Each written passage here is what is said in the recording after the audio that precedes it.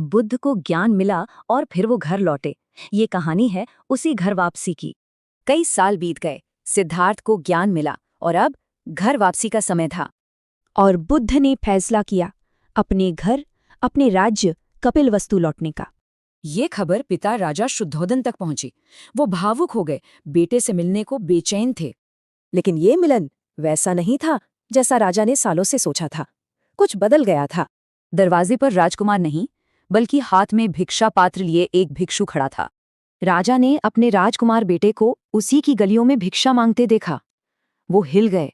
उन्होंने बुद्ध का सामना किया और पूछा, बेटा तुम एक राजकुमार हो, ये क्या कर रहे हो? बुद्ध का जवाब शांत था पर गहरा। महाराज, मैं अब सिर्फ आपका बेटा नहीं, संसार का भिक्षु हूं। ये सुनते ही राजा का दिल टूट गया। उनका राजकुमार बेटा हमेशा के लिए बदल चुका था। ठीक उसी समय यशोधरा अपने बेटे राहुल के साथ वहां आ पहुंची। आपको पता है, राहुल नाम का मतलब होता है बंधन। सिद्धार्थ ने ही ये नाम रखा था। मां के कहने पर राहुल ने अपने पिता से पूछा, पिताजी, मेरे लिए क्या विरासत लाए हैं? बुद्ध मुस्कुराए। उन्होंने कोई खजाना नहीं, बल्कि एक अलग विरासत दी। कहा, मैं ज्ञान का मार्ग लाया हूं। और यही थी असली विरासत, धर्म, दुखों से मुक्ति का सच्चा रास्ता।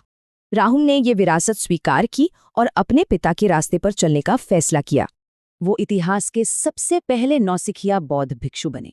एक नई आध्यात्मिक परंपरा शुरू हुई। सोचिए, ये कितना भावुक पल रहा होगा। एक तरफ परिवार, दूसरी तरफ कर्तव्य।